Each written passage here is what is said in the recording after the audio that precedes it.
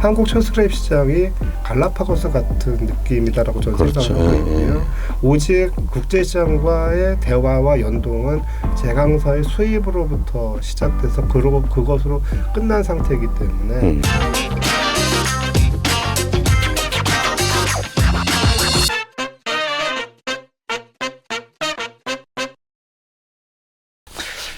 예, 안녕하십니까. 스트레인스틸의 유승욱입니다. 최근에 국내에서 철스크랩 수출이 시장에서 상당히 주목을 받고 있습니다. 그래서 오늘은 철스크랩 수출 어떻게 봐야 하나 하는 주제로 아마 국내 최고의 스크랩 전문가이신 당사의 손정수 전 대표를 모시고 말씀을 나눠보겠습니다. 예, 먼저 안녕하십니까. 안녕하십니까. 네, 오늘 고맙습니다. 예, 이렇게 자리에 나와주셔서 고맙습니다. 자, 먼저 지난 6월부터 특히 이제 우리나라 남부 지역에서 철 스크랩 수출 이야기가 많이 나오고 있었는데, 그죠? 근데 현재 그 수출 상황은 어떻게 됐습니까? 그러니까 7월 달에 한 8천 톤이 수출될 거라는 소문이 남부 지역 제강사와 유통업체들한테 빠르게 확산이 됐었고요. 예. 그리고 8천 톤의 수출의 진위를 파악하느라고 스크랩 야드 업체들도 그렇고 제강사도 분주했는데 네. 실제로 수출이 나왔습니다. 실제로 수출이 나왔고 포항항에서 5천 톤 한 카고, 3천 톤 한 카고가 나갔고요. 예. 5천 톤 한 카고는 올 슈레디드로 나갔고 3천 톤 한 카고는 슈레디드 1,000톤에 생철 2,000톤 이렇게 수출이 된 것으로 확인이 됐고 행선지는 모두 베트남. 베트남으로 나왔고요. 그리고 이번에 특징적인 거는 그동안에 이제 컨테이너 스크랩에 대한 관심들이 좀 있었는데 벌크로 그렇죠. 수출된 것이 가장 큰 특징 중에 하나다라고 볼 수 있고요. 특히 이제 두 번째는 일본계 상사들이 주도를 했다. 일본계 상사. 두 번째 특징이고. 수출을 주도했다는 말은 수출에 개입을 했다 이런 말이에요. 수출을 중간에서 거간을 한 거래를 그러니까 중개를 했다. 국내 야두업체들은 FOB로 팔았고 그거를 일본 상사들이 수출을 한 거죠. 그게 이제 특징이라고 볼 수가 있겠고요. 그러니까 일본 상사가 개입이 돼서 일단 수출을 승사시켰다. 이렇게 보면 되겠네요, 그죠? 그렇게 볼 수 있고요. 예. 근데 최근 이제 8천 톤 수출됐다고 했는데 국내 평균적으로 연간 철스크랩 수출량은 얼마 정도 됩니까? 8천 톤이 많은 건가 적은 건가 구분이 잘 안 되는데. 들쭉날쭉한데 일단은 지금 올해 상반기에 수출된 게 9만 5천 톤이에요. 9만 5천 톤. 네. 그리고 이 9만 5천 톤이라는 숫자는 지난 2010년부터 이렇게 쭉 따져보면, 그러니까 장표에서 보시듯이 2010년부터 쭉 따져보면 뭐 적은 양은 아니다. 작은 양은 아니다. 한 6위 정도에 해당하는 거니까 15년 동안 6위 정도에 해당하는 거니까 적은 양은 아니다. 그렇지만 우리나라 전체 수출 볼륨이 스크랩 수요 볼륨을 감안할 때 많은 양이라고 볼 수는 없다. 그러니까 1.2% 정도 상반기 1.2%? 국내 제강사들 구입하는 것과 수출을 이렇게 합하면 국내 총수요의 한 1.2% 정도에 불과하다. 그럼 크게 이제 수출이 큰 비중을 차지하진 않네요. 상당히 좀 미미한 수준인데 일단 한 번에 물량이 한 8천 정도 나가니까 그렇게 좀 관심을 끈 것 아닌가라는 생각이 드네요. 그죠? 그렇게 볼 수도 있고요.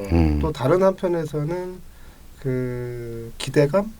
이 있지 않았느냐. 그러니까 8천 톤, 그러니까 예를 들어서 지금 9만 5천 톤이 상반기에 수출이 됐는데 이 얘기는 월간 뭐 10,000톤 이상 수출이 됐다는 얘기인데 그렇죠. 8천 톤이라고 해봐야 사실은 그렇게 많은 양이 아니고 10%가 채 안 되네요. 그죠? 그럼에도 불구하고 이렇게 8천 톤 수출이 관심을 끌었던 거는 기대감 때문이다. 그 기대감이라면 우리가 이제 수출을 통해서 어떤 새로운 부가가치 창출이나 혹은 지금 남아있는 매도가 되지 않았던 스크랩을 처분할 수 있거나 혹은 그 제강사 외에 다른 판로를 우리가 개척할 수 있을 것이다, 있을 수 있겠다라는 기대감이 좀 생긴 게 아닌가. 그러면 이제 8천 톤을 한 번에 그렇게 어떻게 보면 한 번에 가는 양은 좀 대량이잖아요. 그렇죠? 보통 컨테이너로 가던 걸 지금 벌크로 한 번에 이제 8천 톤을 했는데 그러면 단기적으로 이렇게 한 번에 이렇게 8천 톤이 수출된 핵심 요인이라 그럴까요? 첫 번째는 이제 가격차가 가격차. 이제 주된 문제다라고 보여져요. 그러니까 장표 좀 다시 준비해 왔는데 네. 이렇게 보시면 우리나라 철스크랩 이렇게 빨간색 선은 우리나라 네. 남부 제강사의 중량의 매입 가격이고 네, 여기에 예, 인센티브나 그다음에 이제 뭐 다른 계약 조건들 없이 그냥 그 리스트 테이블 가격으로 해서 나온 차트고 나머지는 이제 일본 내수 가격은 동경제철의 특급 구매 가격, 네. 그다음에 대만 수입은 컨테이너 베이스의 미국산 수입 가격인데 딱 보시더라도 중량 A는 일본 동경제철 H2보다 비싸고 대만에서 수입하는 컨테이너 가격이 비싸다라는 걸 아실 수 있는데 2023년 11월 달을 네. 보시면 이때부터는 역전이 된 거죠. 그렇죠. 뭐 확연하게 역전이 돼 있는 네, 상태고 그렇네요. 이렇게 되다 보니까 국내 이제 물이 위에서 아래로 흐르듯이 이제 가격이 싸니까 높은 쪽으로 수출을 하겠다. 수출하겠다는 생각들이 생긴 것 같다. 그러면 지금 이 그래프 상으로 보면 아직까지 그죠? 네. 7월 달까지 보면 국내 가격이 상당히 해외 가격보다 상당히 낮은 네, 상황인데 네, 네. 그럼 단기적으로 앞으로도 그러면 더 수출할 가능성이 더 있습니까? 어떻겠습니까? 일시적으로는 좀 나갈 수 있겠지만 큰 변수는 아닐 것 같다. 아. 라고 보여져요. 일단은 지금 장표를 좀 보시면 자, 수출을 하기 위해서는 그렇죠. 몇 가지가 필요한데 하나는 가격차가 필요합니다. 그렇죠. 일단 네. 그 가격차라는 것은 물류비. 예를 들어서 이제 그 부두까지 보내고 부두에서 선적을 하고 선적해서 뭐 예를 들어 베트남까지 보내고 베트남에 다시 하역하고 거기다 다시 제강사에 들어가고 그러면 이제 그 제반의 비용이 국내에 파는 것보다 수입하는 건 훨씬 비싸죠, 사실은. 그렇죠. 그러면 이 비싸지. 물류비를 커버할 수 있는 수준이 돼야 제강사들이 수입할 수도 있고 이곳에선 팔 수도 있고. 그렇죠. 그럼 결국은 한국 가격이 국제 가격보다 지속적으로 낮다라는 게 이제 있어야 되고 그게 어느 정도 낮아야 되냐면 지금 지난번 8,000톤 수출이 이루어진 시점이 5월이거나 6월 시점이라고 보면 계약 시점 그렇죠. 계약 시점이 5월이나 6월이라고 보면은 대략 우리나라 가격이 차트 보시다시피 한 5만 원에서 6만 원 이상 낮지 않으면 이게 안 된다. 그럼 앞으로도 한국이 계속 이렇게 5, 6만 원씩, 6, 7만 원씩 일본 동경제철 구매 가격보다 낮을 것이냐. 이것은 사실 장담하기 어렵죠. 국내 가격이 해외 가격보다 낮기 때문에 네. 한 5만 원, 6만 원 이상 네. 낮기 때문에 국내 철스크랩 업체들은 이제 수출 유인이 네. 생긴다 네. 볼 수 있는데 어떻게 보면 이제 우리나라 지금까지 우리나라는 철스크랩은 뭐 전체 수요의 1.2%밖에 안 되지만 네, 예. 앞으로도 어떻게 우리나라 철스크랩 산업을 위해서라도 네, 예. 뭐 철스크랩 수출이 더 이루어져야 되는 것인지 그렇게 철스크랩을 수출할 필요가 없는 것인지 그거는 이제 뭐 그 시장 상황 따라 가는 건데 자, 이제 다음 장표를 보시면 올해 수출 나간 근본적인 배경은 국내 수요가 무지하게 낮았다. 그렇죠. 라는 게 이제 찾을 수가 있어요. 자 그러면 이 국내 수요가 적어지면 수출이 나가는 것인가? 그러니까 수요가 적으니까 그리고 가격차가 나니까 수출이 나가는 것인가라고 생각해 본다면 그 다음 장표를 한번 보시면은 자 이제 이게 우리나라 보통강 전기로강의 생산량과 우리나라의 철스크랩 수출량을 이렇게 비교한 것인데 딱 보시다시피 보통강 전기로강의 생산이 적었다고 하는 건 수요가 그만큼 줄었다는 것인데 그렇죠.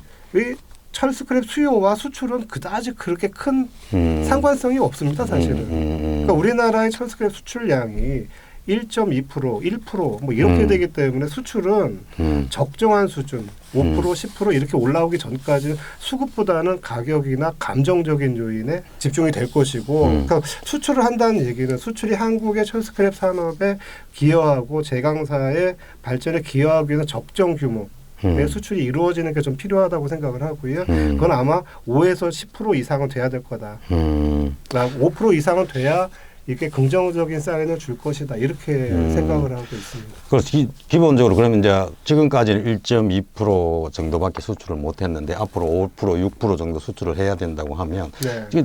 수출을 하기 위해서는 상당히 어떤 산업의 기반 막 이런 것도 필요하지 않습니까? 그죠?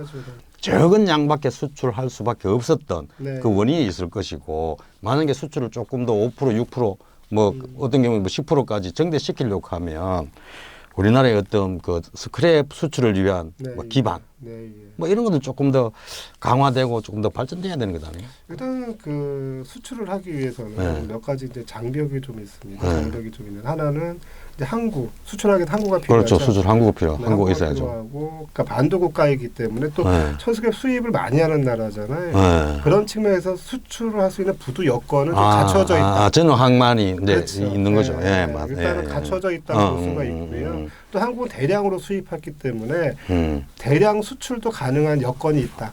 부두 일단 항만 여건은 그렇죠. 충분하다. 네, 지금대로서. 여담이지만 우리나라에서 수출을 한다면 제일 잘할 수 있는 곳은 이제 현대제철 같은 뭐 연간 수백만 톤씩 수입했기 그렇죠. 때문에 그 부도 자체 부두고 그렇죠. 수출한다면 그 부두에 수출할 수 포스코도 그렇고 포스코 포항도 네, 그렇고 그렇죠. 광양도 그렇겠네, 네. 그죠? 실제로 이번에 이제 8,000톤 수출 나간 항구가 포항항이라는 게 아. 바로 수입 부두에서 수출이 됐다. 이렇게 보시면 되고요. 어쨌든 항구는 갖춰져 있다. 이렇게 보시면 되겠고. 자, 그럼 두 번째는 이제 그럼 누가 수출할 거냐? 수출 그렇죠. 주도하는 주도 세력이 필요하다. 일본 같은 경우 상사, 한국은 그 수출을 주도할 수 있는 그런 주도 기업이 없다. 주도 기업이 없다. 그러니까 과거에 이제 GMR 머티리얼스 같은 곳이 있어서 2013, 14, 15, 16년 이때 많이 수출된 게 이런 수출 주도 기업이 있었기 때문에 수출이 어느 정도 이루어졌던 거고 또 그 어느 정도 이루어졌기 때문에 국제 시장과 한국 시장이 연동하는 이러한 모습을 보여줬는데 한국은 지금 수출 주도할 수 있는 곳이 없다라는 게 두 번째 핸디캡이고요. 일본계 상사가 한국의 수출에 개입할 수는 있겠다. 근데 문제는 일본계 상사의 주력 고객이 한국의 제강사들이기 때문에 그렇죠. 한국의 수출을 이 일본계 상사들이 적극적으로 한다는 게 좀 제약 요인이 발생할 수도 있다. 파는 곳에서 다시 빼나가는 그런 상황이 될 수 있겠네요. 또 그죠? 우리가 간과하고 있는 것 중에 하나는 금융에 대한 문제. 예를 들어서 이제 수출 금융이나 그렇죠. 예를 들어서 대금의 결제가 그 국내 그러니까 국내 제강사들은 결제 조건이 그 일주일에 2번, 3번 현금. 혹은 어음도 일부 있긴 하지만 그러니까 환금성이 상당히 좋은데 수출하시는 분이 이 환금성을 감당할 수 있겠느냐. 결국 이 금융 부분이 어느 정도 뒷받침이 돼야 된다라고 좀 보여지고요. 네 번째는 그 수출 인프라죠. 이제 그렇죠. 그 거래 인프라. 거래 인프라. 네, 일단 고객을 어느 정도 확보하고 있고 고객과의 신뢰가 어느 정도 이루어지느냐. 그렇죠. 그리고 신뢰에는 거래 안정성도 들어가 있습니다. 그러니까 한국에서 이제 수출량이 적다는 얘기는 거래 안정성이 고객의 입장에서도 상당히 부족하다. 그렇기 때문에 한국산 스크랩에 대해서 품질 여부를 떠나가지고 디스카운트 되는 요인이 되는 거죠. 일단 이 몇 가지 문제를 해결하지 않는 한 수출이 5%, 10%뭐 이렇게 늘어나기는 차지하기는 좀 어렵지 않겠느냐. 그러면 이제 장기적으로 봤을 때 만약에 그러한 이제 우리나라 스크랩 업체들이나 혹은 그 상사들이나 이런 회사들도 네. 앞으로 전 세계적으로 이제 스크랩의 중요성이 다 커지고 있으니까 조금은 이제 스크랩을 조금 더 수출 품목으로 한번 우리가 성장시켜 보자. 네. 이렇게 이제 의도할 수 있잖아요. 네. 그래서 만약에 스크랩의 수출이 만약에 조금 더 증가한다. 네. 증가하면 우리나라 철 스크랩 산업 자체의 어떤 발전이나 네. 뭐 어떤 거래 관행 네. 혹은 또 세계 시장과의 어떤 관련성, 네. 연관성 네. 뭐 이런 거에 대해서 어떤 영향이 있을 것 같습니다. 수출이 그렇게 한국에서 늘어날 것 같진 않아요. 가능성이 좀 약하고 네. 또 탄소 중립 수요까지 가세하게 되면 수출 자체가 더 여건이 더 열악해질 수 있다. 그럼에도 불구하고 수출이 이렇게 이제 늘어난다면 긍정적으로 볼 수 있는 것들 아까 얘기 드린 것처럼 한국 철스크랩 시장이 갈라파고스 같은 느낌이다라고 저는 그렇죠. 생각하고 있고요. 오직 국제시장과의 대화와 연동은 제강사의 수입으로부터 시작돼서 그것으로 끝난 상태이기 때문에 특히 올해 이제 작년 올해 한국 철스크랩이 전 세계적으로 가장 낮은 축에 들게 된 이유도 이 갈라파고스적 성격 때문이다라고 한다면 수출이 적정 수준 예를 들어서 5에서 한 8% 정도만 이루어지더라도 한국 스크랩 시장은 빠르게 국제 시장과 대화하고 그다음에 그쪽으로 편입되고 그래서 그렇게 될 거라고 생각을 하고요. 그러면 한국의 스크랩 야드 업체들은 국제 시장에서 경쟁하는 이런 야드 업체로 성장을 하게 될 거고 그 얘기는 한국의 스크랩 야드 업체들이 지금보다 훨씬 규모가 커지고 대형화되고 장비에 대한 투자, 그다음에 품질에 대한 관리, 해외 라인업에 대한 관리, 그다음에 이제 고객 관리 등등등 해서 사실은 지금과는 전혀 다른 기업의 모습을 띌 수도 있다. 그러니까 우리가 늘상 보는 뭐 그 대형 수입 그 해외의 야드 업체들로 우리 그 스크랩 야드 업체들이 성장할 수 있는 그 물적 틀을 수출의 증가를 통해서 확보할 수 있을 것 같다라고 저는 생각을 하는데 그런 기회가 주어지기엔 한국의 스크랩 수요가 앞으로 좀 많이 늘어날 거기 때문에 과연 그런 기회가 주어질지에 대해서는 좀 퀘스천을 갖고 있다라고 보여집니다. 예, 알겠습니다. 예, 오늘은 우리 그 국내 철 스크랩에서 최고 전문가이신 우리 선정수 스트랜스틸의 전 대표님을 모시고 철 스크랩 수출 어떻게 봐야 하나에 대해서 같이 토론했습니다. 예, 이상 오늘 주제 토론은 마치겠습니다. 예, 감사합니다.